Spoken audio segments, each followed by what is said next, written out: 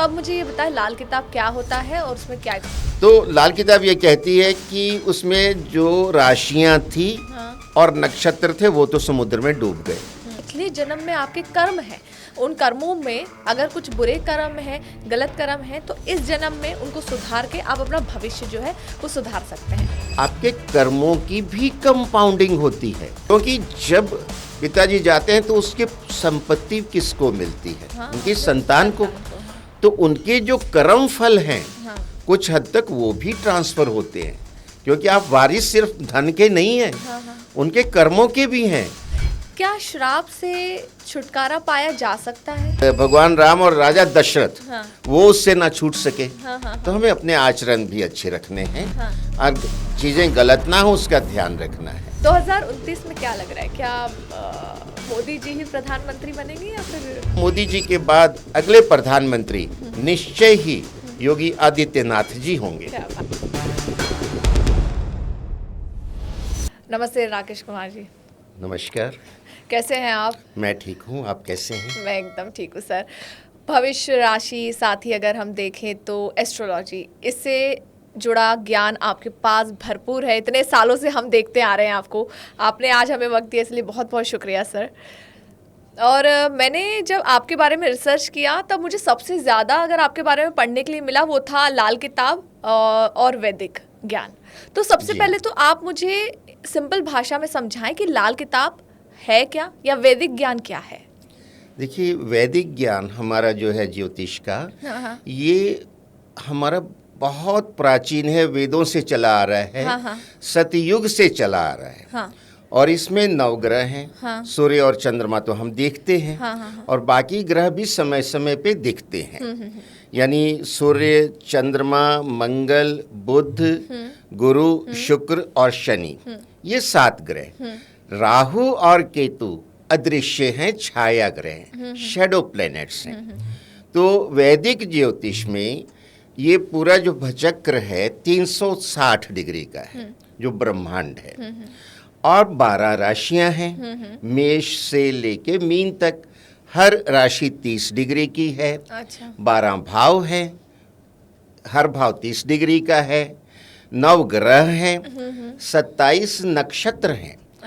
हर नक्षत्र जो है 13 डिग्री 20 मिनट का है, और इनको अगर हम 27 से गुना करते हैं तो ये भी 360 डिग्री होता है।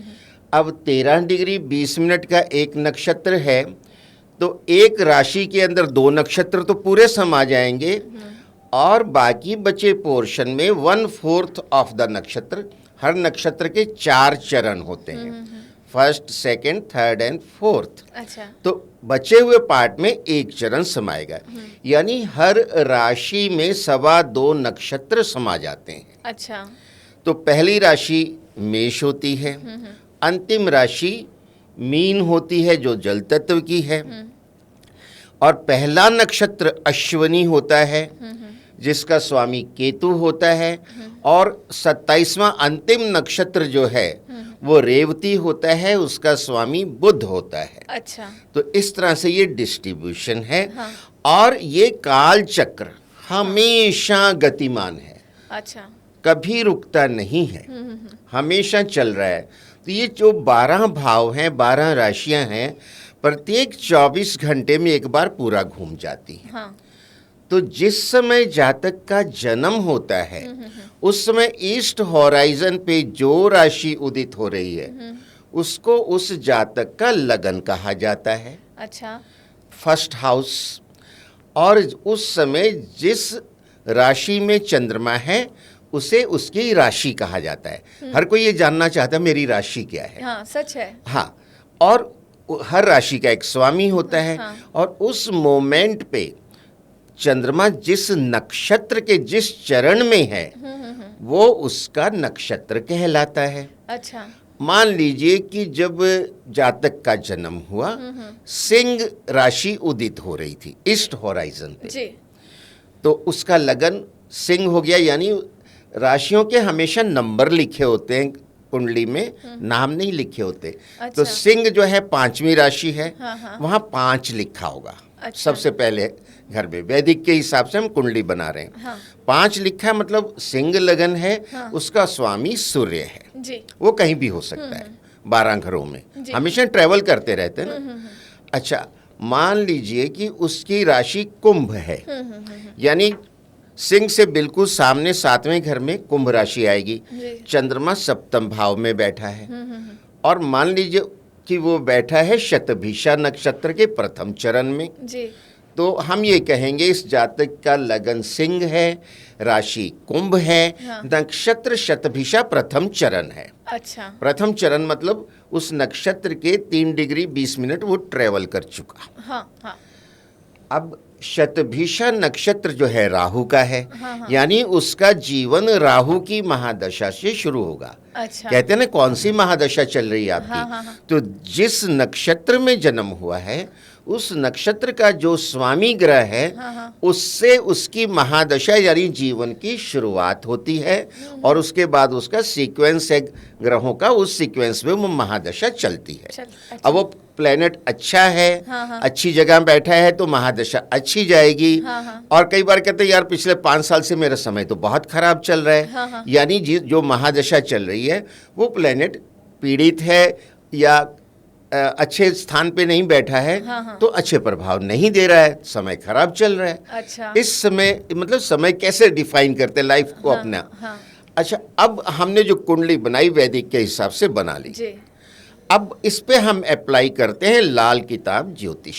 अच्छा, मतलब पहले जो है वो कुंडली बनती है और कुंडली के बाद जो है लाल किताब ज्योतिष। यानी कि हम जो कुंडली बनाते हैं वो वैदिक ज्योतिष से ही बनाते हैं। हाँ। उसको वैदिक के हिसाब से भी हम एक्सप्लेन करते हैं। अच्छा। और लाल किताब के हिसाब से भी एक्सप्लेन करते हैं। अच्छा, तो अब मुझे ये बताएं लाल किताब क्या होता है और उसमें क्या एक्सप्लेन हाँ, किया जाता है। उसी पे मैं आ रहा हूँ। हाँ। अब ये कुंडली वैदिक से बन गई। हाँ। वैदिक का बेसिक बात हमें समझ आ गई। हाँ। लाल किताब ये कहती है हाँ। कि मैं तो काल पुरुष में विश्वास करती हूँ। अच्छा।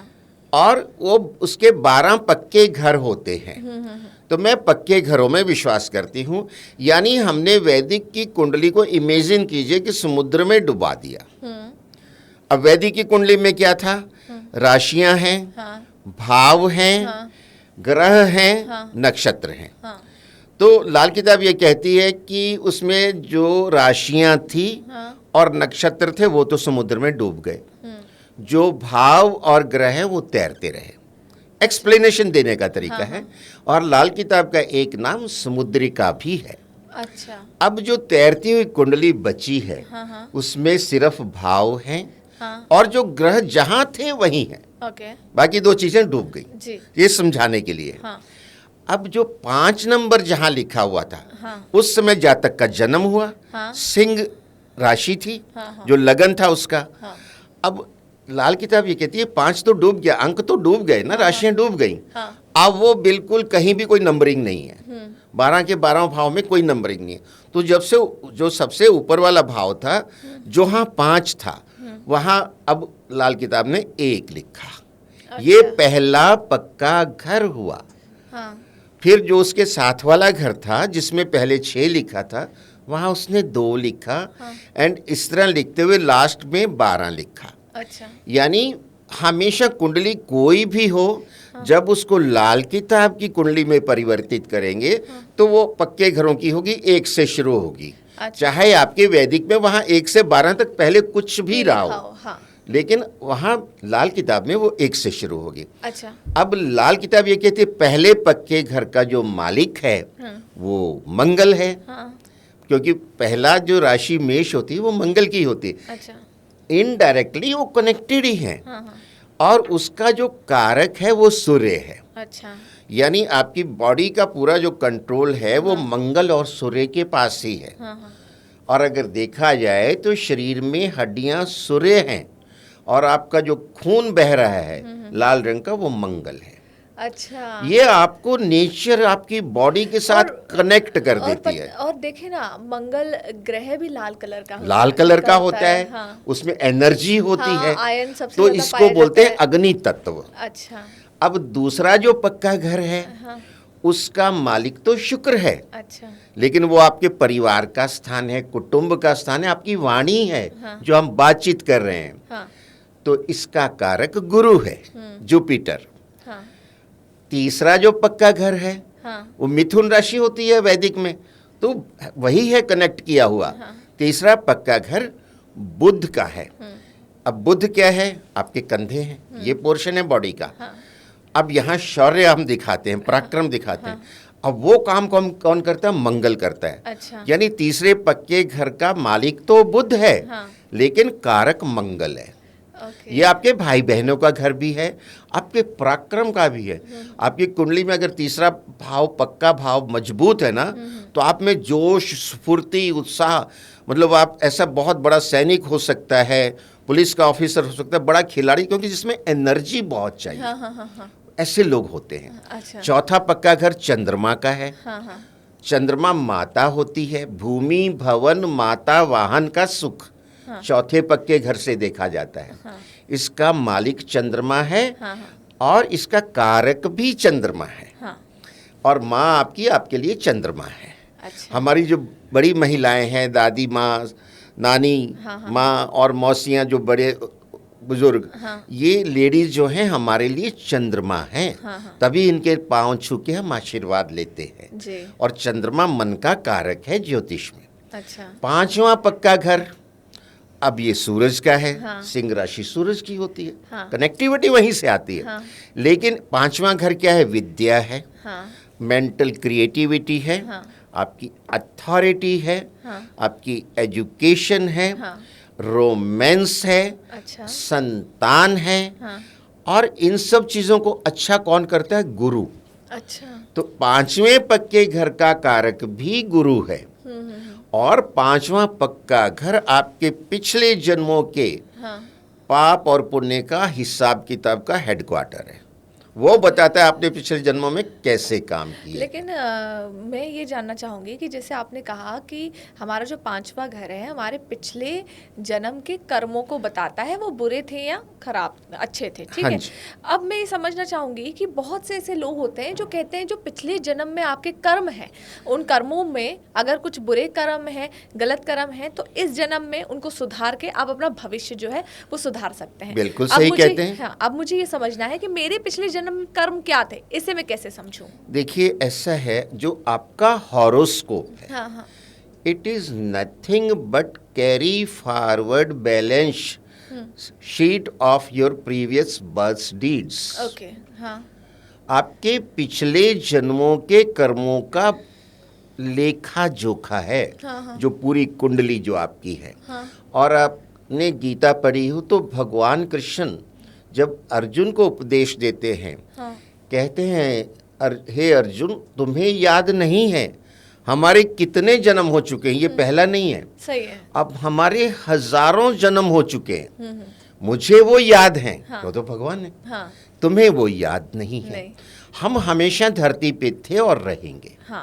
और हर वक्त अलग रूप में जन्म लेंगे। तो अब ये गीता का कितना ऑथेंटिक स्टेटमेंट है भगवान कृष्ण के द्वारा दिया हुआ। ये हमारा पहला जन्म नहीं है। हम आज पहली बार नहीं मिल रहे हैं, हो सकते पिछले जन्मों में भी हम किसी न किसी रूप में संपर्क में आते रहे हों। तो कैरी फॉरवर्ड कर्म है। उस कर्म को समझिए कि जो पिछले जन्मों के कर्म हैं वो उनकी कंपाउंडिंग होती है। जैसे आपने बैंक में एफडी की, तो उस पे जो है साइक्लिक इंटरेस्ट चलता है। आपके कर्मों की भी कंपाउंडिंग होती है। अच्छा। और आपकी कुंडली में सिर्फ आपके कर्म नहीं हैं, आपके लोग जो कनेक्टेड थे आपके परिवार के, माता पिता, दादा दादी, नाना नानी, क्योंकि जब पिताजी जाते हैं तो उसकी संपत्ति किसको मिलती है? उनकी संतान को। तो उनके जो कर्म फल हैं, कुछ हद तक वो भी ट्रांसफर होते हैं, क्योंकि आप वारिस सिर्फ धन के नहीं हैं, उनके कर्मों के भी हैं। अच्छा। अगर उनके कर्मों का कोई लेना देना बाकी है तो आपको चुकता करना पड़ेगा अपने पूर्वजों का। अच्छा। वो उसकी भी कंपाउंडिंग होती है। जैसे मैं बताता हूँ, भगवान श्री राम को तो राजगद्दी मिलनी थी। डिक्लेयर हो गया था, वो सबसे बड़े राजकुमार थे तो वो राजा बनेंगे। उनको उन्हें मिला वनवास। हाँ। अब उसमें उनकी क्या गलती थी? हाँ, देखिए, तो उनके पिताजी ने, हाँ, पिताजी ने श्रवण कुमार को हिरन समझ के अंधेरे में मार तीर दिया था, चलाया, वो हाँ, मर गया। हाँ, अब वो मर गया तो उसके वो जब पास में गए तो उन्हें देखा मैंने तो किसी इंसान को मार हाँ, दिया है, उन्हें और श्राप देखा दिया कि गया। थोड़ी दूर पे उनके माता पिता हैं जो कि अंधे हैं। अंधे हैं। तो उनको कैसे बताएं? उन्होंने देखा ये तो बड़ा पाप हो गया, मेरे से अनजाने में हो गया। मैंने तो ये समझा था हिरन की आवाज़ है, पानी पीने आया है।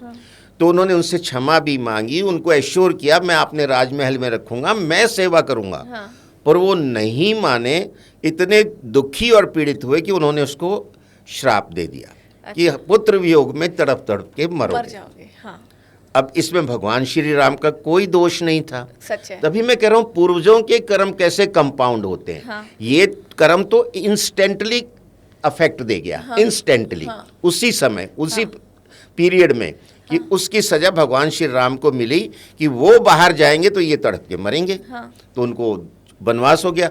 और कैसे मंथरा ने कैकेयी के दिमाग में डाला, तो ये सारी रचना वहीं से होती लेखा-जोखा है। हम ये कह सकते हैं। हाँ जी। पहले का लेखा जोखा है। और हम जो भोग रहे हैं ये पहले के लेखा जोखा भी बहुत है, अपना भी है, हाँ, और इस तरह से हमारे पूर्वजों का भी है। हाँ, और उसकी कंपाउंडिंग हुई है। तो पांचवा घर भी बताता है। मान लीजिए पांचवें घर में राहु बैठा है आपके, ये तो पक्का घर गुरु का है। तो गुरु के घर में राहु आ गया तो गुरु तो बहुत दुखी होगा, पीड़ित हो जाएगा। सच है। ये इंडिकेट कर रहा है कि पिछले जन्मों में आपने गुरु तुल्य व्यक्तियों को बहुत कष्ट देकर उनका श्राप ले लिया है। अच्छा। या कुंडली में शनि और राहु इकट्ठे आ गए, हाँ, हाँ, तो ये जबरदस्त पितृदोष है। हाँ, राहु आपके पूर्वजों को भी इंडिकेट करता है। हाँ, और शनि जो है कर्म फलदाता है, हाँ, यानी उनके कर्म आपके पास आ गए हैं, वो लेना देना आपको चुकता करना है। अब सूर्य है, हाँ, ग्रह मंडल का राजा है, हाँ, हाँ, जो भी प्रेजेंट सेटअप है उसका मुखिया है। तो आज आपके घर में आपके पिताजी फैमिली के हेड हैं। तो उस समय में जो हमारे पूर्वज रहे, दादा परदादा दादा, वो अपनी परिवार के मुखिया थे, हेड थे, यानी सूरज थे। उनके साथ राहु आ गया। राहु और सूर्य शत्रु है, मतलब सूर्य को राहु ग्रहण लगाता है, यानी ग्रहण लगा, उनके पूर्वजों का कोई आपका जो दुष्कर्म है वो आ गया, आपको उसका चुकता करना है। या शनि और सूर्य इकट्ठे आ गए कुंडली में, पिता पुत्र होने के बावजूद भी शत्रु हैं, विपरीत है नेचर। पूर्वजों का जो है, आप में शनि उनके कर्म, सूर्य आपके पूर्वज, और उनके कर्म आ गए हैं कि कुछ गड़बड़ है। अच्छा, जैसे आपने राम जी का नाम लिया, और जाने अनजाने में हम कई बार किसी को दुखा देते हैं और गुस्से गुस्से में सामने वाला हमें कह देता है कि देखना तुम्हारे साथ भी यही होगा, तुम्हें भी ये भुगतना पड़ेगा। क्या श्राप से छुटकारा पाया जा सकता है? पितृदोष जिसे कहते हैं, पितरों का जो पूर्व कर्म है या श्राप है, उसके लिए हमारे सनातन में एक पूरा सप्ताह आता है जिसको पितृपक्ष कहा जाता है। हाँ। और इस वर्ष में ये सप्ताह आ रहा है 7 सितंबर से 21 सितंबर तक। अच्छा, 7 पूर्णिमा से शुरू होके हाँ। अमावस तक। ओके। तो ये पितृपक्ष में ऐसा माना जाता है कि हमारे पितृ हमारे घर पे आते हैं। हाँ। और उसमें जो उनकी तिथि होती है मृत्यु की, उस तिथि में स्पेशली उनका श्राद्ध किया जाता है ब्राह्मण को घर पे बुला के। हाँ। और उसमें पंचबलि निकाली जाती है, जो गाय की, कुत्ते की, कौवे की, चींटियों की और अतिथि की। और ब्राह्मण को जो है तर्पण करके पितरों के नाम का उनको भोजन करवाया जाता है और दक्षिणा वगैरह दी जाती है। जी। तो हमारे जो सनातन में वेल डिफाइंड है, ये करना है। और हर अमावस्या, महीने में एक अमावस आती है, उस दिन पितरों की मानी जाती है। उस दिन पितरों के नाम पे फिर ब्राह्मण को कुछ ना कुछ देते रहिए लगातार। हाँ। और अगर ज़्यादा समस्या है तो पितृदोष के निवारण के लिए बिहार में गया में विष्णुपद मंदिर है, प्रयागराज है, हरिद्वार है, त्र्यंबकेश्वर है। इन जगहों पे स्पेशली पितरों की आत्मा की शांति के लिए स्पेशल पूजाएं चलती हैं।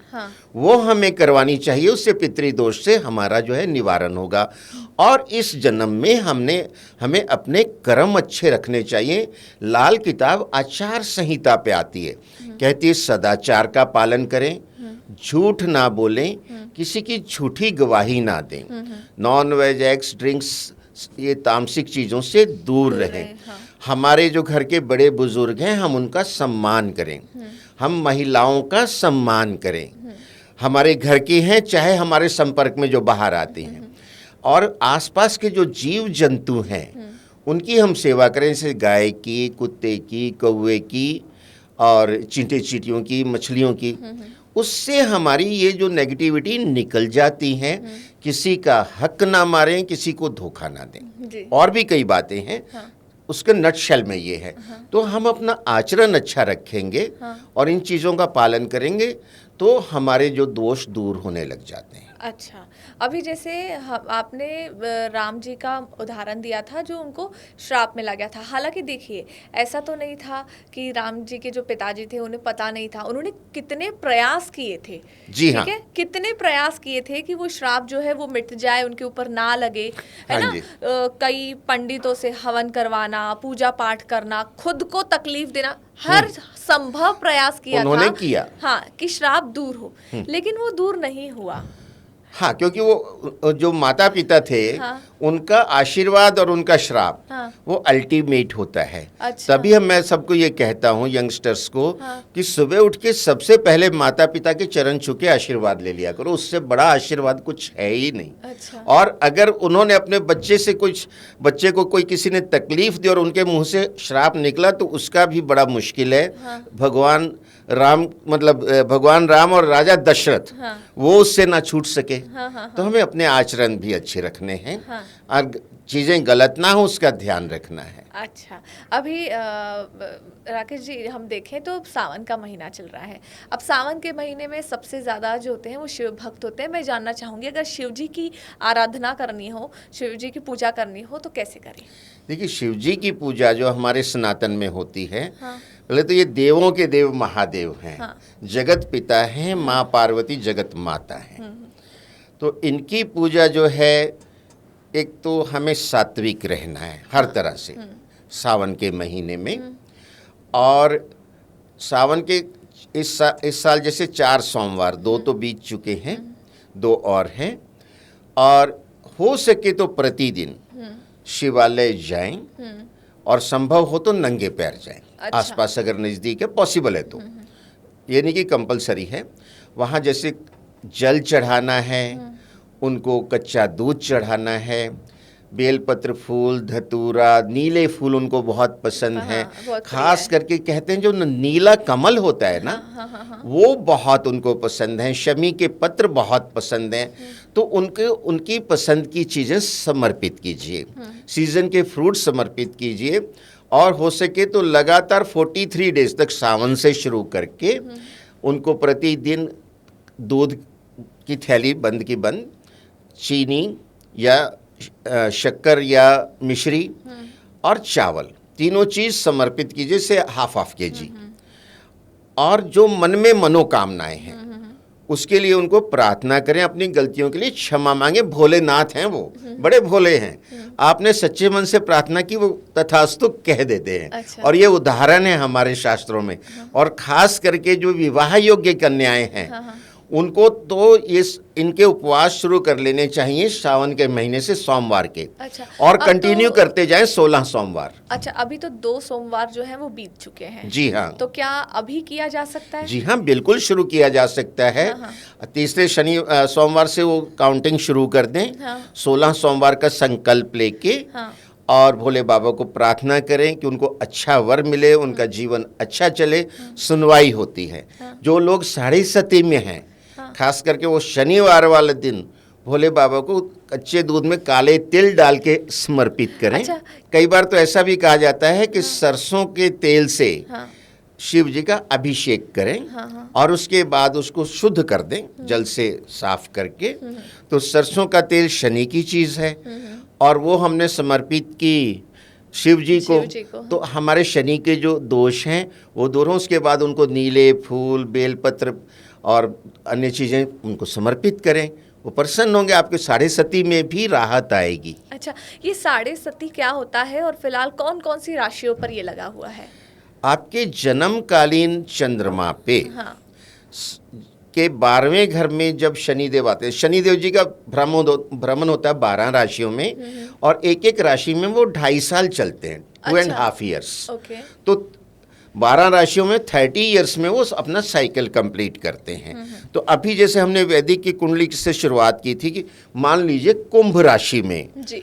तो कुंभ राशि से 12वां घर जो है वो मकर राशि होती है। तो जब मकर में शनिदेव जी आए तो कुंभ वालों की साढ़े सती शुरू हो गई। अच्छा। ये फर्स्ट फेज है 2.5 साल का। हाँ। फिर उसके बाद कुंभ में ही आ गए, जो उनकी अपनी राशि मकर, और कुंभ शनिदेव जी की अपनी राशियां हैं। तो जब कुंभ में आ गए तो उनके सिर के ऊपर साढ़े सती आ गई, वो तकलीफ और ज़्यादा बढ़ेगी। 2.5 साल उसमें रहे। अभी 29 मार्च को वो आ गए हैं मीन राशि में। तो अब वो कुंभ से अगली राशि में आ गए। ये उतरती हुई साढ़े सती है, इसमें वो 2.5 साल रहेंगे। तो कुंभ राशि की उतरती साढ़े सती है, और वो चूंकि मीन पे भी चल रहे हैं तो मीन की साढ़े सती भी चल रही है। और अब वो मेष राशि से 12वें घर में चल रहे हैं तो मेष की भी साढ़े सती चल रही है। और हमेशा 2 राशियों की ढैया चलती है, यानी 3 की तो साढ़े सती चलती है और 2 की ढैया चलती है, 5 पे एक्टिव रहते हैं। तो वो जो साढ़े सती, तो ये हुई ढैया वाले जो राशियां हैं वो सिंह और धनु हैं। तो इन 5 राशियों को ये सावन के महीने में शिव जी की स्तुति करके अपने आप को राहत देनी चाहिए। अच्छा, अब कहते हैं 16 सोमवार का व्रत वो रखती हैं जो कुंवारी लड़कियां हैं, है ना। कुंवारी लड़कियां, कुंवारे लड़के जिनको शादी के बारे में वो सोच रहे हैं, अब जिनकी शादी हो चुकी है क्या वो भी? नहीं, उनको भी रखना चाहिए। अच्छा, क्यों? हाँ। कि उनकी शादी बहुत अच्छी और परिवार बहुत अच्छा चलता रहे। अच्छा। और अगर हर साल 16 सोमवार के व्रत हर गृहिणी रख ले, हाँ। तो मैं कहता हूँ जीवन में समस्या आएंगी ही नहीं। हाँ। जो सुख में सुमिरन करे तो दुख काहे को होए। हाँ, सच है, सच है। ठीक है, तो अब 16 सोमवार के बारे में आपने बताया और शिव जी की आराधना कैसे की जाती है ये आपने बताई। अब मुझे जानना है कि 12 ज्योतिर्लिंग है, हर ज्योतिर्लिंग का अपना एक महत्व है, ठीक है।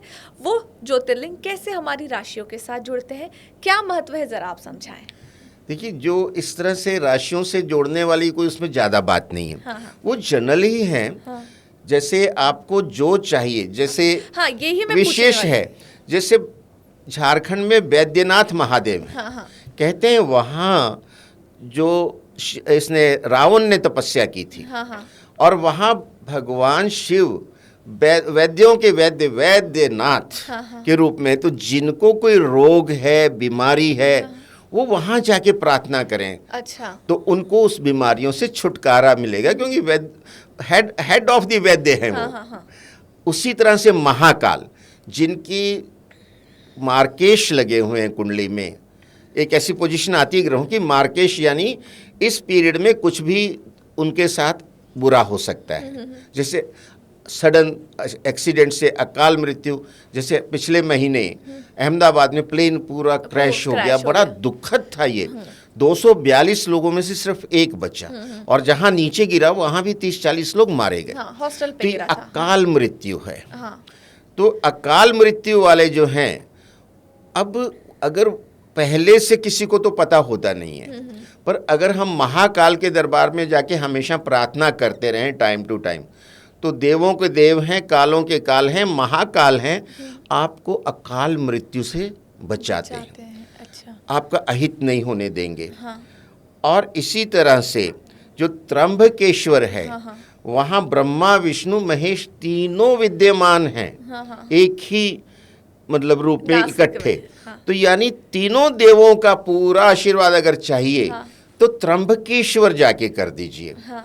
और इसी तरह से जो काशी विश्वनाथ हैं, उनकी बड़ी शक्ति, कहते हैं काशी विश्वनाथ का जो एरिया है, वो क्षेत्र पूरा, कहते हैं काशी इस धरती पे नहीं है, वो कहते हैं कि वो भगवान शिव के त्रिशूल पे है। अच्छा। ये मान्यता है हमारे सनातन में। हाँ। तो उसकी तो बात ही अलग, मतलब वो इस धरती का हिस्सा है ही नहीं। हाँ। उनके त्रिशूल पे है वो। हाँ। जो प्राचीन काशी है। अब एक्सपेंड होती जा रही है, वो बात अलग है। हर सिटी एक्सपेंड हो रही है। तो वहाँ की जो जाके आराधना है, पूजा है, तपस्या है, उसका तो फल बिल्कुल साक्षात शिव के दर्शन जैसा है। अच्छा। तभी तो इतनी मान्यता है। हाँ, हाँ, हाँ। तो इसी तरह हर ज्योतिर्लिंग की कुछ खासियत है। जैसे रामेश्वर ज्योतिर्लिंग। रामेश्वर ज्योतिर्लिंग तो भगवान श्री राम ने हाँ, खुद बनाया था। हाँ। और रेत से बनाया हाँ। था। और वहां से श्रीलंका, समुद्र वहां से शुरू होता है, 30-35 किलोमीटर सी है, उसके बाद वो श्रीलंका आ जाती है। और अपनी विजय के लिए, सुरक्षा के लिए भगवान शिव की पूजा करके उनका आशीर्वाद लेके, एक भगवान दूसरे भगवान का आशीर्वाद लेके गए हैं। सोचिए तो फिर हमारे जैसे इंसानों की क्या औकात है, हम क्यों ना जाएं उनकी शरण में। और ऐसा कहा जाता है कि भगवान शिव जो थे वो खुद राम जी की आराधना करते थे। जी हाँ। ना, और राम भगवान शिव की आराधना कर रहे थे। हाँ है ना, जी। वो उनके भगवान थे। सिमिलरली जो रावण थे वो भी शिव भक्त थे। जी हाँ। है ना, तो ऐसा क्यों हुआ? देखिए, कहानियाँ जो कथाएं हैं वो सबको पता है, लेकिन मैं फिर भी आपसे जानना चाहूंगी ऐसा क्यों हुआ कि भगवान शिव ने राम जी का साथ दिया? इसीलिए क्योंकि वो सत्य वचन पर चलते थे? बिल्कुल।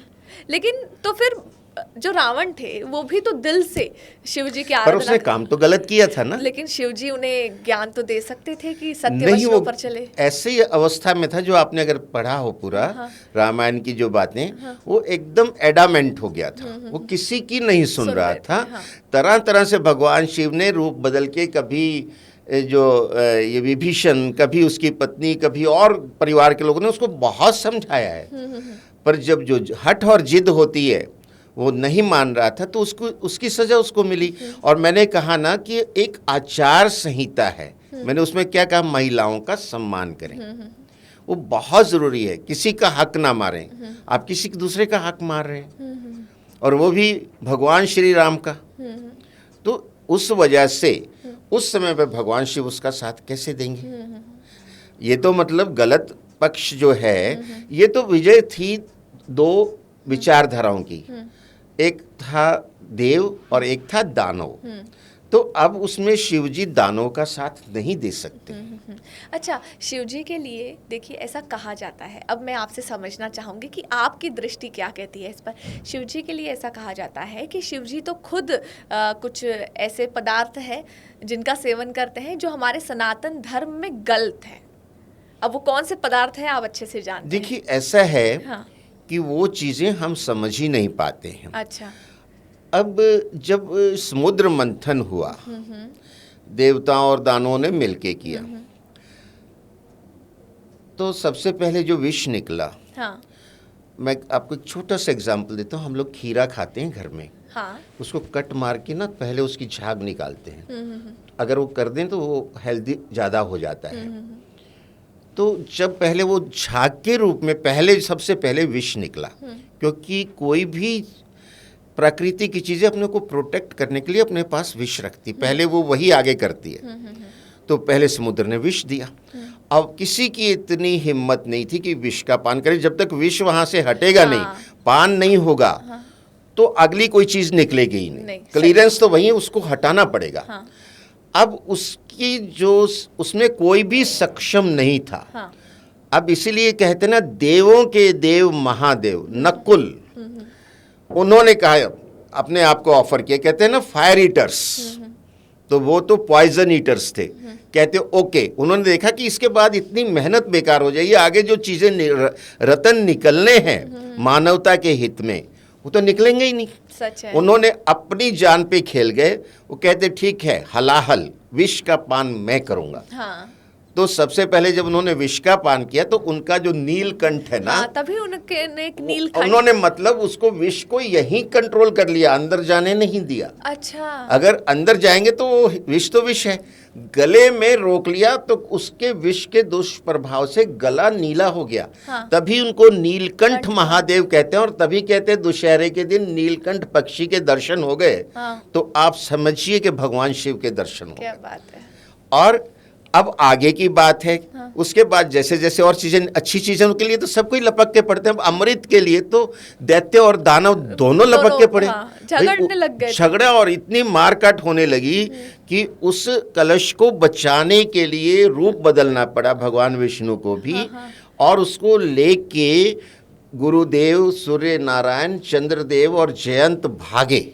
वो जहां उस बूंदों के छींटे पड़े अमृत हाँ, कलश के, वहाँ कुंभ का मेला होता है। क्या बात हरिद्वार है, प्रयागराज है, उज्जैन है, आपका ये प्रयागराज, उज्जैन, नासिक, हाँ नासिक, ये 4 जगह, त्र्यंबकेश्वर का जो तालाब है वहाँ पे, हाँ। तो ये मेला उस खुशी में होता है कि उन क्षणों पे जो डिग्रियां होती है गुरुदेव की, सूर्य की और चंद्रमा पे जो स्पेशल स्नान आते हैं, बहुत साइंटिफिक है। उस समय वहाँ अमृत तत्व क्रिएट हो जाता है और उस समय लोग स्नान करने जो जाते हैं उनके पाप भी कटते हैं, उनको जो है स्पिरिचुअलिज्म में काफ़ी सपोर्ट मिलती है, उनके दुखों का निवारण होता है। तो इतनी गहराई है कि अगर शिव जी वो ना धारण करते तो अमृत कैसे निकलता, वहां तक तो पहुंच ही नहीं पाते थे। कहते हैं ना, अबॉर्ट हो गया प्रोजेक्ट अबॉर्ट हो जाता था। और इसी वजह से वो और भी विषैली चीजें से धतूरा है, हम और आप तो नहीं खा सकते, उनको वो भी चलता है। जब इतना भारी विष उन्होंने पी लिया, उससे ऊपर तो कोई विष होता ही नहीं है इस ब्रह्मांड में, तो उनके ये धतूरा बहुत छोटी चीज़ है, या जिसको भांग भी कह देते हैं कि भांग, मैं ये जहाँ तक समझता हूँ कि वो भी स्पिरिचुअलिज्म का पार्ट है कि वो जो विष यहाँ रोका हुआ है उसको बैलेंस करते रहने के लिए टाइम टू टाइम ये छोटी छोटी डोजेज चाहिए।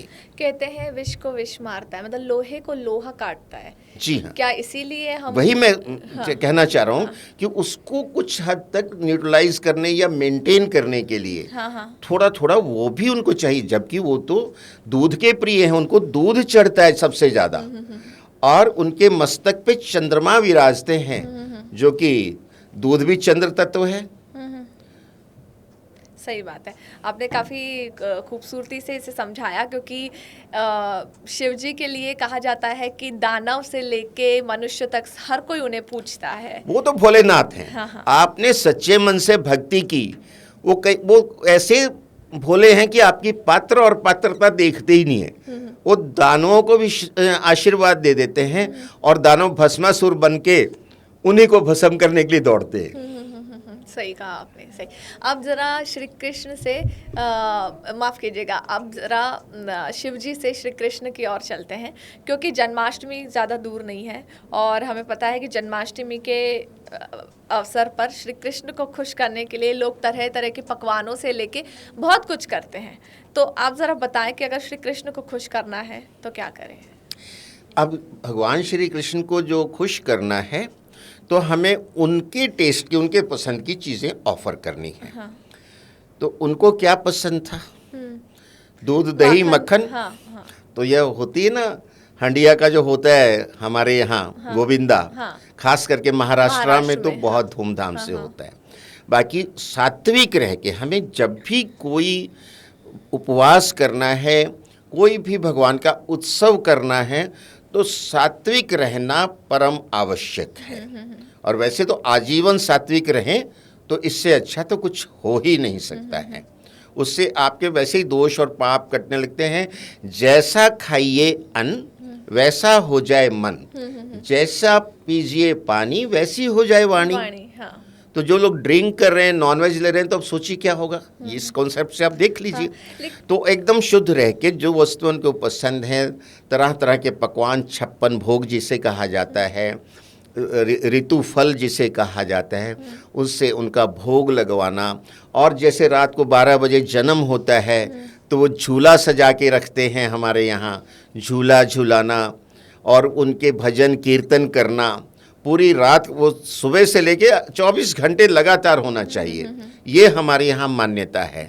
और झांकियाँ निकलती हैं, उनकी जो शिक्षा है, गीता का ज्ञान है, उसको याद करना, उसका गुणगान करना, उसको समझना और अपने जीवन में उतारना।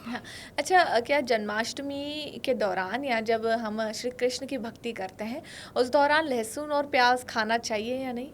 नो, अगर हम सात्विक की बात करते हैं तो प्याज लहसुन उसमें नहीं आता है। क्या कौन कौन सी चीज़ें खाई जा सकती हैं? देखिए, खाने के लिए हमारी जो अनाज हैं, फल हैं, सब्जियां हैं, ये सारी चीज़ें, ड्राई फ्रूट्स हैं, लेकिन उसमें प्याज लहसुन बिल्कुल नहीं। और नॉन वेज का तो सवाल ही नहीं, सवाल ही नहीं ड्रिंक्स उठता। नहीं। तो लेकिन प्याज लहसुन भी तामसिक में आते हैं। अच्छा। प्याज को राहु माना जाता है, लहसुन को केतु माना जाता है। फिर वो दानव ग्रुप है।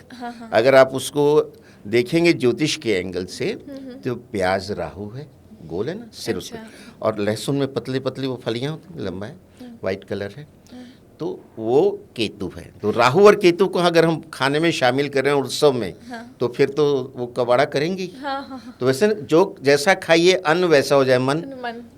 अच्छा, मतलब हमें अवॉइड करना चाहिए, क्योंकि जैन धर्म में जनरली कहा जाता है कि ये सारी चीजें वो वैसे भी अवॉइड करते बिल्कुल, जब जैन फूड की बात होती है इट एम्प्लाइज कि उसमें प्याज लहसुन नहीं है और जमीन के अंदर की कोई चीज नहीं है, जैसे गाजर है, मूली है, आलू है, वो नहीं खाते हैं। क्या कारण क्या है इसके कुछ पीछे? उनका अपने रिलीजन से रिलेटेड भी है, और दूसरा कुछ बैक्टीरियोलॉजिकल रिलीजन है। वो कहते हैं कि हम जो बैक्टीरियाज है ना उसको भी खाते हैं तो पाप लगता है। तो उन चीज़ों में बैक्टीरियाज बहुत ज़्यादा होते हैं। अच्छा, अब जैसे हम हमारे सनातन धर्म की बात करते हैं, मुझे समझना है कि सनातन धर्म क्या है, किसे हम सनातन धर्म कहते हैं? सनातन धर्म जो हमारा है वो सतयुग से चला रहा है, और ये उससे पहले से ही चला रहा है। क्योंकि सनातन धर्म जो है ये किसी एक व्यक्ति की देन नहीं है, ये इवॉल्व हुआ है over a period of 50 million years और उससे भी ज़्यादा। मतलब सतयुग से तो हमने उसके अकाउंटिंग शुरू की थी। अच्छा, मतलब कोई भी उससे चीज़ की पहले जब अकाउंटिंग शुरू होती है ना, उससे पहले काफ़ी हद तक वो डेवलप हो चुकी होती है। जब डेवलप हो, आपके पास जब इतना सा धन आ जाएगा तब गिनती शुरू करोगे ना। सिर्फ एक ही आया तो वो तो दिख रहा है एक ही है। तो वो जब एक्यूमुलेट होना शुरू हुआ, उसकी कंपाउंडिंग होनी शुरू की, हर एक ऋषि मुनि तपस्वी जो हुए हैं उन्होंने अपने अपने विचार दिए, अपने अपना जो उसमें संहिता दी। प्रकृति से जुड़ा है, हम सूर्य की पूजा करते हैं, सूर्य को जल दीजिए। बड़ी सीधी सी बात है, सूर्य हमें ऊर्जा और प्रकाश दे रहा है, हमारा जीवन उस पर चलता है, हमारी फसलें उससे पकती हैं, ऋतुओं का परिवर्तन उससे हो रहा है, दिन रात उस जो चेंजेस आते हैं वो उससे हो रहा है। आप कहते हैं मेरा बर्थडे आ गया, आपको कैसे पता लग रहा है कि बर्थडे आ गया? हर दिन की काउंटिंग कौन करवाता है? सूरज करवाता है। तो आपको इतना ग्रेटिट्यूड तो होना चाहिए कि सुबह उठ के एक लोटा जल दे के थैंक्स करें उसको, उनके मंत्रों का जाप करें। तो हमारे यहाँ किसी एक ने नहीं जो है इसको डेवलप किया है, इतने ऋषि मुनि हुए हैं, इतने उनके अवतार हुए हैं, उन्होंने उस समय पे देश काल परिस्थिति के हिसाब से जो आवश्यकता थी उन चीज़ों को करके दिखाया है। जैसे नरसिंह अवतार हुए तो उनका एक ऑब्जेक्ट था कि हिरण्यकश्यप का वध करके प्रहलाद को बचाना है। यानी वही विचारधारा की लड़ाई देव और दानव, तो उसका वध करने के लिए अवतार लिया। और जब शुरुआत होती है मत्स्य अवतार लिया, यानी जीवन सबसे पहले जल के अंदर आया। ये हमारी ह्यूमन जो लाइफ है उसका इवॉल्वमेंट है, ये कोई सडन नहीं हो गया। इसलिए आचार संहिता है, सदाचार का पालन करें, झूठ ना बोलें, किसी की झूठी गवाही ना दें। भाई आपने कभी झूठे नारायण की पूजा होती देखी? भगवान सत्यनारायण की पूजा करते हैं हम लोग। सही बात है। और कोट जो होता है ना, लाल किताब ये कहती है वो कुंडली का 11वां घर होता है। मैंने अभी बताया ना, उसका पक्का घर किसका, मालिक कौन है? वहाँ शनि है, लेकिन उसका कारक गुरु है। क्यों है? कोर्ट में काला कोट पहन के जज साहब बैठे होते हैं। हाँ। तो कोर्ट के मालिक तो जज साहब है, यानी शनि। लेकिन डिसीजन कैसे होता है? मौकाए वारदात पे जज साहब तो नहीं हो सकते ना, हर जगह तरह तरह के कांड हो रहे हैं। हाँ। तो गवाहों को बुलाया जाता है। तो जो गवाह गवाही देता है ना, वो अपने धर्म की कसम खाता है। धर्म क्या है? जुपिटर है, गुरु है, कि मैं जो कहूँगा सच कहूँगा, सच के सिवा कुछ नहीं कहूँगा। अगर गवाह ने झूठ बोल दिया, उस बेस पे डिसीजन होना है, जो कसूरवार है वो बच जाएगा और जो दोषी है वो कसूरवार बच जाएगा, जो निर्दोष है उसको सजा मिल जाएगी। जैसे कि 2006 में लोकल ट्रेन्स में बॉम्बे में ब्लास्ट हुए थे, कल उसके 11 अपराधियों जो पकड़े गए थे उनको बरी कर दिया गया, क्योंकि गवाहों ने बयान बदल दिए। इसीलिए कहते हैं सदाचार का पालन करें, झूठ ना बोलें, झूठी गवाही ना दें। और इसी बेस पे दुनिया चलती है, किसी का हक ना मारें। तो ये सारी चीज़ें इवॉल्व हुई हैं हमारे सनातन में। जीव जंतुओं की सेवा करें। क्या आप उनकी सराउंडिंग के बगैर रह सकते हैं? बिल्कुल नहीं। ये पार्ट ऑफ नेचर।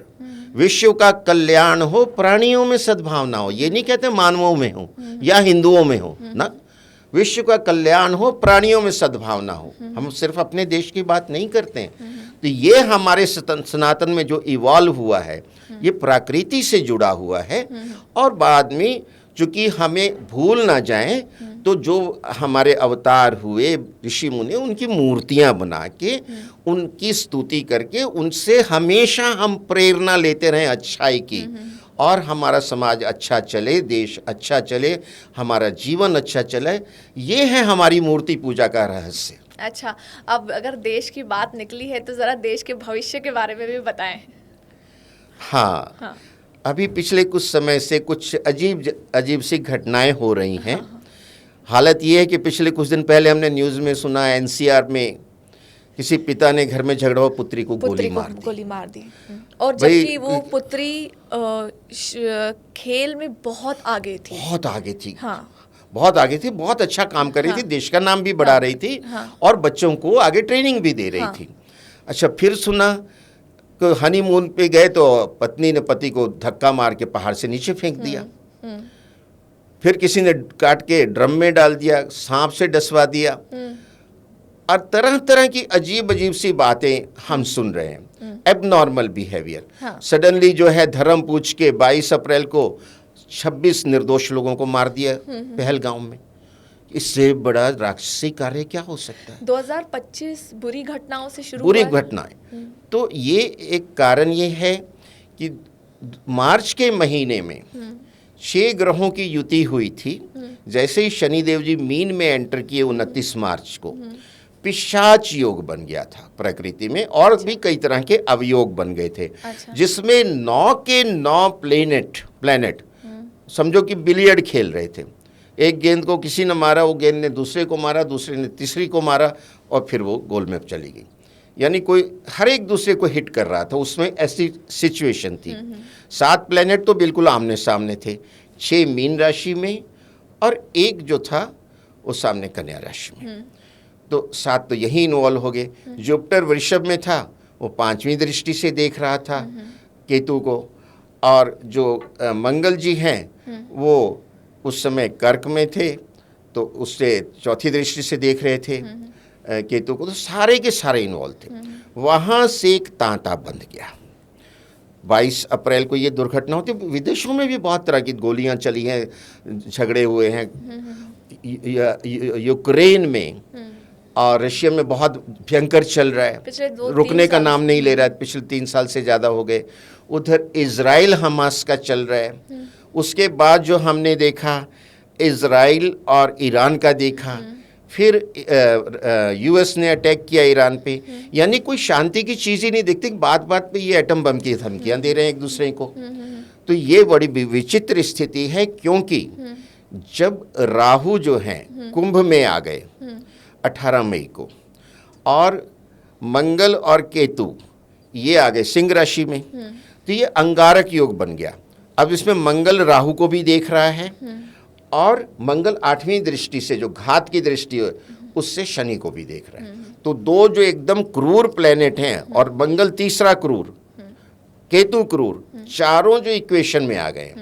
अब इनसे कोई अच्छाई की उम्मीद तो कर नहीं सकते। ये नेचर में तरह तरह की आपदाएं लाते हैं। भूकंप आएगा, सुनामी आएगी, आगजनी होगी। अब देखिए आग की कितनी दुर्घटनाएं सुनते हैं, जंगलों में आग लग गई थी। तो ये सारी चीज़ें अहित हो रहा है। और आगे आने वाला समय क्या हुआ है, भारत को जो आतंकियों को मारने के लिए पाकिस्तान पे अटैक करना पड़ा। जिन्होंने मुझे मारा मैंने उनको मारा। हाँ, मतलब ये हम एकाएकी कहें तो पिछले जो 6 महीने रहे हैं, ये भारत के लिए काफ़ी ज़्यादा संघर्षमयी बने।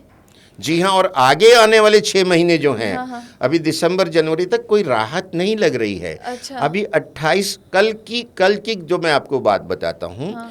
केतु और मंगल सेम डिग्री पे थे, टक्कर की पोजीशन थी। पिछले 3-4 दिन में देखिए कई जहाज डूबे हैं समुद्र में, कुछ लोग मरे हैं, कुछ को बचाया जा सका है। कल बांग्लादेश में एक प्लेन क्रैश हुआ है, वो भी नीचे जो गिरा है तो किसी बिल्डिंग पे गिरा है, वहाँ भी लोग मरे हैं।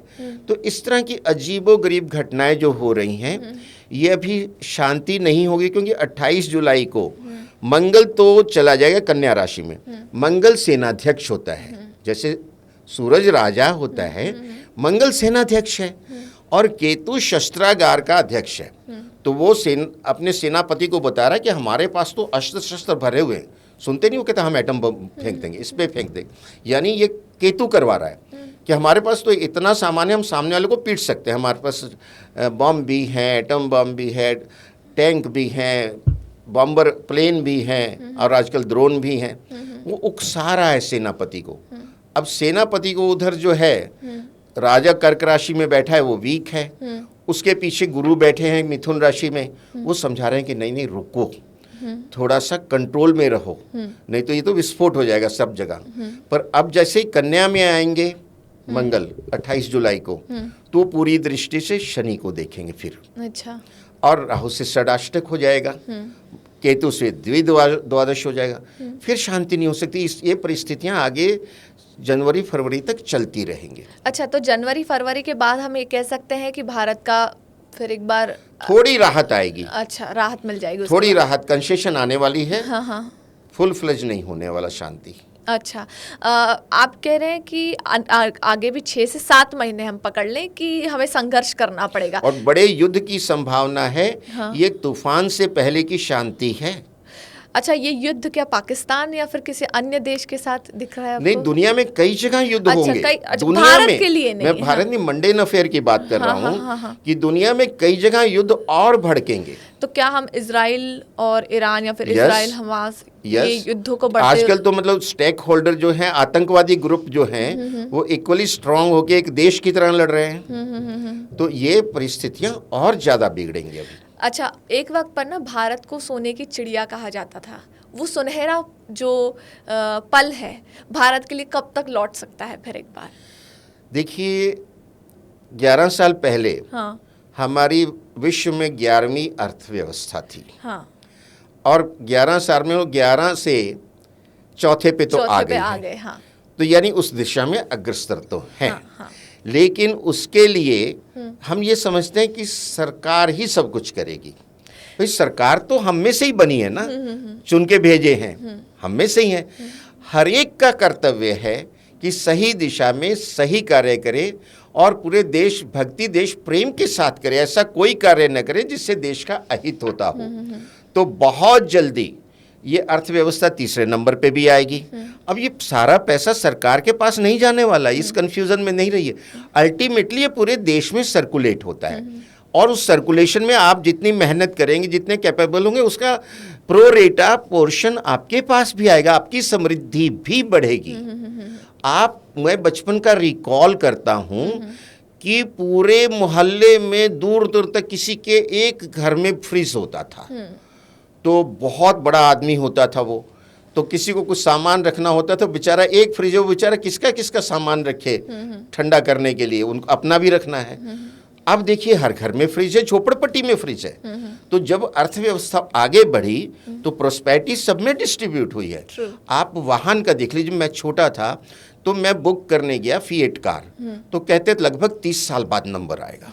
30 साल बाद मतलब क्या कार बुक करने का? अब आप जाइए, आज उनको एडवांस दीजिए, दूसरा चेक दीजिए, एक हफ्ते के अंदर आपको कार डिलीवर हो जाती है, ज़्यादा से ज़्यादा।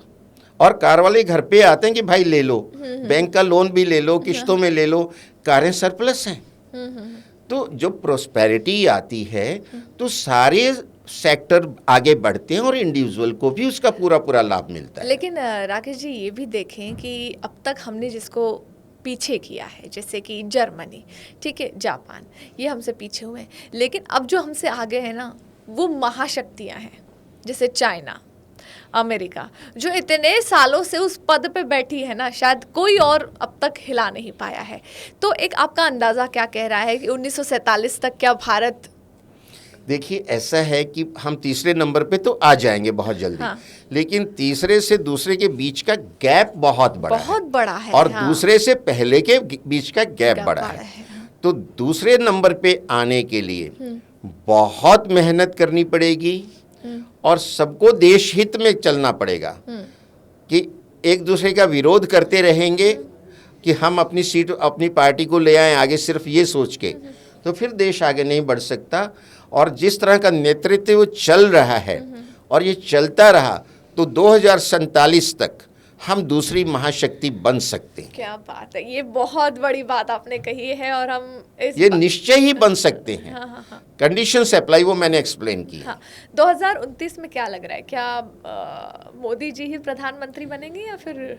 देखिए, बीजेपी ही सत्ता में आएगी। अच्छा। और मोदी जी ही प्रधानमंत्री बनेंगे। हमारे पास अभी कोई विकल्प नहीं है। अच्छा। योगी आदित्यनाथ जी के बारे में जनता सहमत है, बातें जनता में होती हैं कि next prime minister Yogi ji होंगे और वो बड़े सक्षम हैं, बड़े योग्य हैं। भी चर्चा की जाती है। अमित शाह जी के लिए भी चर्चा की जाती हाँ, है। वो की जाती है। हाँ। लेकिन जो इनका रिफ्लेक्शन आ रहा है, क्योंकि ये देश का सबसे बड़ा राज्य यूपी संभाल रहे हैं, जब 25 करोड़ की पॉपुलेशन है। दूसरा, वो इतना वहाँ क्राइम और माफिया था, उसको किस तरह इन्होंने कंट्रोल किया, लॉ एंड ऑर्डर को किस तरह अच्छा किया, किस तरह उन्होंने प्रांत का इकोनॉमिक डेवलपमेंट विकास किया, सोशो इकोनॉमिक इक्वेशन कैसे अपलिफ्ट की, और कितना बड़ा एयरपोर्ट, शायद देश का सबसे बड़ा एयरपोर्ट नोएडा में आ रहा है, चालू होने वाला है। इस सब का जो अफेक्ट आएगा, तो उन्होंने अपनी एडमिनिस्ट्रेटिव पावर बहुत अच्छे से रिफ्लेक्ट की है। अच्छा। और high level of discipline and administration, तो उसमें ये चीज़ें बहुत खुल के आ रही हैं। और उनकी जो कुंडली मैंने देखी है, हाँ। वो भी इस चीज़ को सपोर्ट कर रही है। और मोदी जी के बाद अगले प्रधानमंत्री निश्चय ही योगी आदित्यनाथ जी होंगे। क्या बात है। अच्छा, मोदी जी की कुंडली आपको किस तरह से नजर आ रही है कि कितना और देश में विकास वो कर सकते हैं? देखिए, 28 अप्रैल 2028 तक हाँ। उनकी मंगल की महादशा चल रही है। मंगल बड़ा योग कारक है। उसके बाद उनकी राहु की महादशा शुरू होनी है। वो 18 साल की होती है और राहु उनके कुंडली में पंचम भाव में, और ये उनकी जो राशि बनती है 8, 9, 10,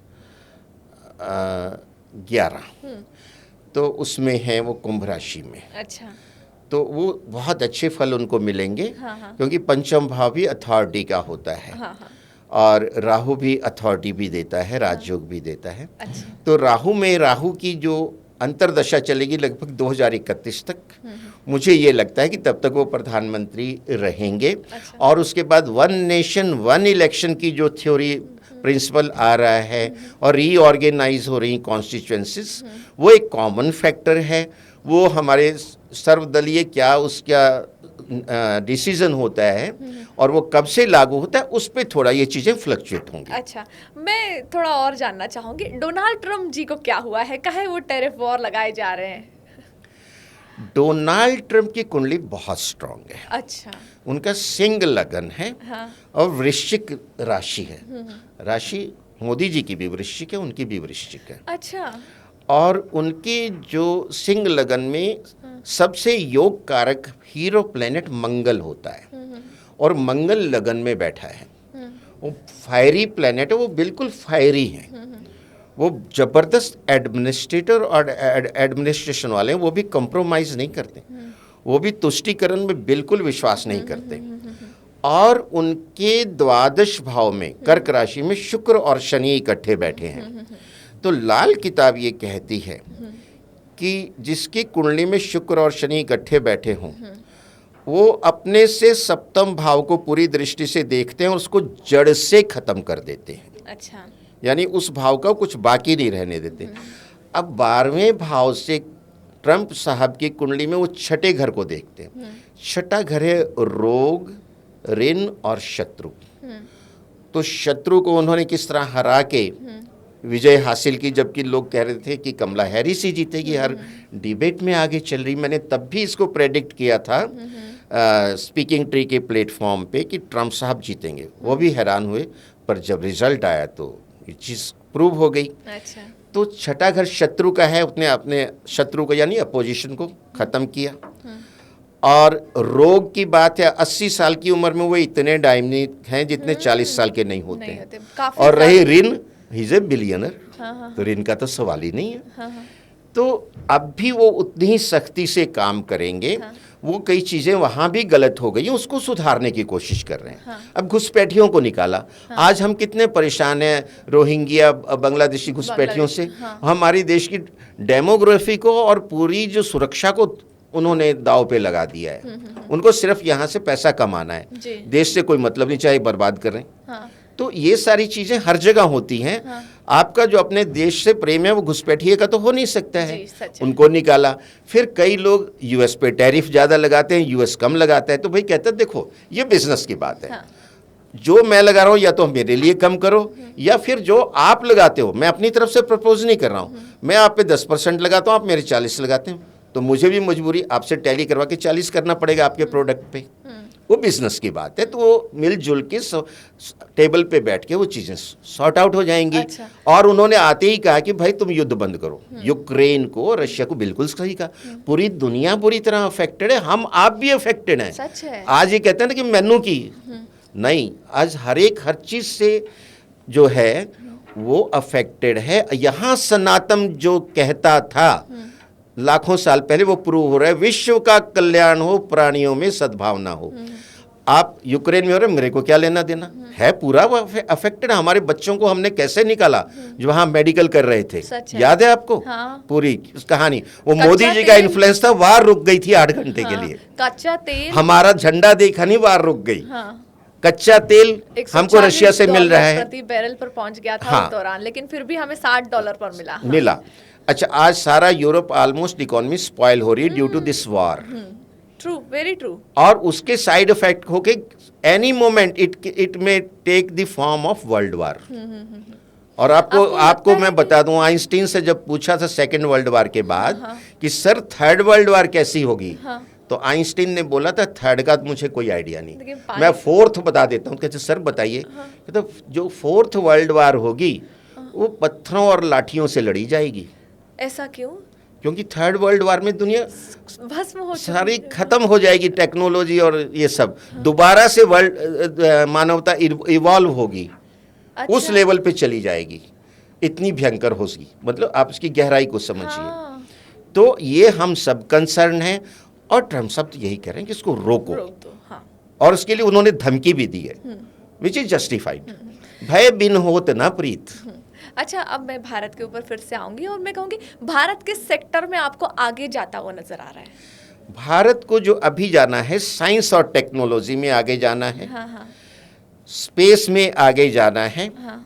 माइनिंग में आगे जाना है। जो जमीन के नीचे हमारे मिनरल्स हैं उनको प्रॉपर वे में एक्सट्रैक्ट करना है, एक्सप्लोर करना है, और उसका मिसयूज ना हो। जैसे माफिया गैंग होते हैं, कोल माफिया हुआ करता था, हम सुनते हैं। इसी तरह हर एक मिनरल फील्ड में माफिया घुसने की कोशिश करते हैं। और जो हम मध्य प्रदेश में, महाराष्ट्र में कहते हैं ये नक्सली हैं, वो नक्सली is nothing but mineral wealth के माफिया हैं। अच्छा। या लोगों तक ये पूरा डिटेल पहुंच नहीं रही है। तो इन सब को ख़त्म करके ये should be purely national property, national assets. तो पूरे देश को वितरित होगा, पूरे देश का विकास होगा। तो मिनरल भी देखने हैं, साइंस एंड टेक्नोलॉजी भी देखनी है, और स्पेस में भी आगे बढ़ना है, क्योंकि भविष्य अंतरिक्ष की तरफ है। अच्छा, कांग्रेस का भविष्य कहाँ जाता हुआ नजर आ रहा है आपको? कांग्रेस का जो वर्किंग है ना, वो जनमानस को पसंद नहीं है। अच्छा। क्योंकि ये डेमोक्रेसी है। स्पेसिफिकली अगर राहुल गांधी की बात करें, देखिए राहुल गांधी की जहाँ तक बात है, पॉजिटिविटी में नहीं आएंगे जब तक, तो जनता उनका पूरा समर्थन नहीं कर पाएगी। उनको कंस्ट्रक्टिव देना है देश के लिए। वो क्या कंस्ट्रक्टिव आइडियाज़ हैं, क्या डेवलपमेंट कर सकते हैं, क्या अगले 50 साल के लिए देश के पास, कांग्रेस के पास प्लान है, ब्लूप्रिंट है, उस पे बात करें। वो मोदी जी ने ये किया, उसने ये किया, नहीं, उस पे आओ। अगर वो तुम्हारा बेटर है तो लोग सपोर्ट देंगे, नहीं तो मेंबर पार्लियामेंट में तो कोई शक है ही नहीं, चलते चलेंगे। कांग्रेस का क्या हम ये कह सकते हैं कि सबसे बुरा वक्त चल रहा है? अगर देखा जाए पिछले 70 साल में कंपेयर करके, हाँ हाँ। तो यही कहा जा सकता है जो आप कह रही हैं। और बीजेपी का सबसे स्वर्ण काल? बीजेपी का जो वक्त चल रहा है, हाँ। वो अच्छा उसको भी नहीं कहूंगा मैं। अच्छा। कितने संघर्ष के साथ ये आगे बढ़ रहे हैं। कोई ये जो कहते हैं ना कि कांटों का ताज है, ये फूलों हाँ, का हाँ, नहीं है। हाँ। आप ये देखो कि 500 साल के संघर्ष के बाद पूरा लीगल प्रोसीजर फॉलो करते हुए जो भगवान श्री राम का अयोध्या में मंदिर बना, उसके बाद सीटें बढ़नी चाहिए थी कि एक ऑब्जेक्ट कंप्लीट हुआ जो उन्होंने कमिट किया था अपने मैनिफेस्टो में। धारा 370 उन्होंने हटाई, कमिटमेंट थी उनकी, वो उसको कंप्लीट करें, उसके बाद उनकी सीटें कम हो रही हैं। इतना तो ही कहीं नहीं, कहीं सबसे कुछ हैरानियत वाली तो बात ये थी कि जिस अयोध्या में राम मंदिर को बनाया गया, उसी अयोध्या की सीट तक हारी है बीजेपी। वही हैरानी की बात है कि अयोध्या के लोगों को भी खुशी नहीं हुई। हाँ। तो ये कुछ जनमानस को की चेतना में भी कुछ गड़बड़ है। हाँ। तो जिसको कहते हैं दाल में कुछ काला है, हाँ। जब तक वो दाल में से काला निकाल के दाल को शुद्ध नहीं करेंगे, तब तक चीजें आगे अच्छी तरह नहीं बढ़ेंगी। तो बीजेपी के लिए संघर्ष बहुत है। अच्छा, अब अच्छा, मतलब आगे भी संघर्ष बिल्कुल कदम कदम पे संघर्ष है। है। और सुवर्ण काल पर उनकी कैपेबिलिटी इतनी है, उनका डेडिकेशन इतना है कि वो उन समस्याओं को वैसे ही ओवरकम कर लेते हैं जैसे पांडव जो हैं अपनी सारी समस्याओं को ओवरकम करते हुए आगे बढ़ते चले गए। अच्छा, मुझे ये बताइए, मोदी जी मतलब जैसे अर्जुन को श्री कृष्ण सारथी के रूप में मिले, इस देश के लिए सारथी के रूप में आप किसको देखते हैं? देखो, अगर देश का सारथी हम देखें तो हम मोदी जी को ही कहेंगे कि जो देश का रथ चला रहे हैं वो चला रहे हैं, उनके साथ उनकी टीम भी बहुत अच्छी है, क्योंकि भगवान कृष्ण सारथी थे, अर्जुन और उसकी टीम भी मजबूत और डेडिकेटेड थी, तभी युद्ध जीत पाए। तो यहाँ भी बिल्कुल जो है ये धर्मरथ है। कश्मीर कब तक हमारा वापस आएगा, या अक्साई चीन हम कब तक पा सकते हैं वापस? ये जिसको हम पीओके कहते हाँ हैं, जी। एक्चुअली है तो हमारा ही। हाँ। जबरदस्ती उन्होंने कब्जा किया हुआ है।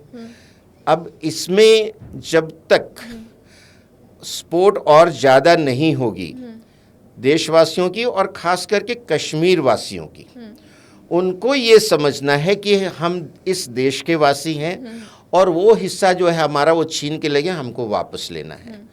तो उनकी कमिटमेंट जब बढ़ेगी, उनको ये जब समझ आएगा, तो ये पूरा कश्मीर हमारा हो जाएगा। क्या इस बार जो हिंदुस्तान और पाकिस्तान के बीच ऑपरेशन सिंदूर हुआ, जो युद्ध हुआ, क्या ये एक बहुत अच्छा मौका था भारत के लिए कश्मीर वापस लाने का, जिसको एक तरीके से भारत ने गंवा दिया, या मोदी जी ने गंवा दिया? क्योंकि इंदिरा गांधी जी को मौका मिला था ईस्ट पाकिस्तान को बांग्लादेश में बदलने का।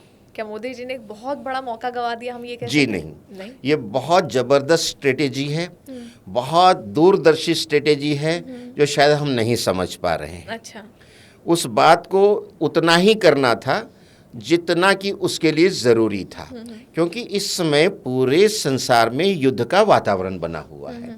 तो उसमें वो चिनगारी की तरह काम करता था, उसका चेन रिएक्शन होता था। अच्छा। और वो बात यहाँ की कहाँ चली जाती थी, उसको जो आप एक्स्ट्रापोलेट करके देखें ना, जो हम कहते हैं साइंस में एक्स्ट्रापोलेटेशन, वो अगर हमें करनी आती हो तो हम समझेंगे कि इससे ज़्यादा समझदारी और स्ट्रेटेजिक डिसीजन हो ही नहीं सकता था। अच्छा, एक शॉर्ट में मैं और एक आखिरी सवाल पूछना चाहूँगी इस मुद्दे से जुड़ा हुआ। हमारे पड़ोसी देश अगर हम देखें, आप पाकिस्तान का मुद्दा उठा लें, आप चाइना का मुद्दा उठा लें, श्रीलंका, भूटान, नेपाल, ये देश तो वैसे भी बहुत छोटे हैं जिनको हम ही शायद मदद करते हैं। यस, हम प्रोटेक्ट करते हैं। तो अब आपको हमारा भविष्य किस दिशा में जाता हुआ दिख रहा है? क्योंकि दोनों पड़ोसी देश ऐसे हैं जो हमारे कहीं ना कहीं विरोधी हैं। पाकिस्तान तो चलो पूर्ण रूप से विरोधी है, चाइना का हम देखें तो एक बहुत बड़ा कंजम्पशन जो है वो भारत के पास है, तो जो भी वो मैन्युफैक्चर कर रहे हैं भारत ले रहा है। तो पूरी तरीके से भले वो युद्ध में ना है, साथ तो देता ही है पाकिस्तान का। बिल्कुल देता है, ओपनली देता है। ऐसा नहीं कि वो हाइड करके देता है, ओपनली दे रहा है। यूएनओ में भी उसके प्रस्ताव को सपोर्ट करता है। तो ये समस्या तो हमारे लिए बनी हुई है, और ये पंडित नेहरू के टाइम से बनी हुई है, क्योंकि उस समय के जो डिसीजन गलत हुए, जो बीज गलत पड़ जाता है ना, उसका वृक्ष बहुत बड़ा रूप धारण करता है। तो पंडित नेहरू ने जो गलत बीज डाल दिया उस समय, चाइना को अप्रूवल दे दिया इन्होंने जब तिब्बत पे कब्जा किया। तो जब तिब्बत पे कब्जा करे तो उसको सपोर्ट नहीं करना था ना, उसका प्रोटेस्ट करना था यहाँ भी और यूएनओ में भी। फिर जब वो कब्जा कर रहे थे, उनकी सेनाएं उनके पेकिंग से बहुत दूर थी, क्योंकि बड़ा लंबा चौड़ा क्षेत्र है वो, और वो तिब्बत का क्षेत्र भारत के नज़दीक पड़ता था। उन्होंने पंडित नेहरू को रिक्वेस्ट की कि हमारी सेनाओं के लिए रसद की हेल्प करो, we will pay for that. जबकि जितनी रसद की आप हेल्प करेंगे, उतना ज़्यादा वो तिब्बत वासियों को पीटेंगे, कब्जा करेंगे। आप उसी में मना कर सकते थे। फिर यूएनओ ने हमें सिक्योरिटी काउंसिल की परमानेंट मेंबरशिप ऑफर की। पंडित जी ने हाथ जोड़ के मना कर दिया, कहते इनको पड़ोसियों को दे दो। सबसे बड़ी गलती शायद वही तो थी। जो बीज डल गया उनके द्वारा गलत, उसका वृक्ष बन चुका है। अब सोचिए अब कितनी टहनियां काटे उसकी, लगे हुए हैं। हर देशवासी उनको समर्थन देता जाए, 2047 तक इन समस्याओं का समाधान काफ़ी हद तक हो जाएगा। अच्छा, बिल्कुल। तो काफ़ी अच्छी बातचीत हुई इस मुद्दे पर।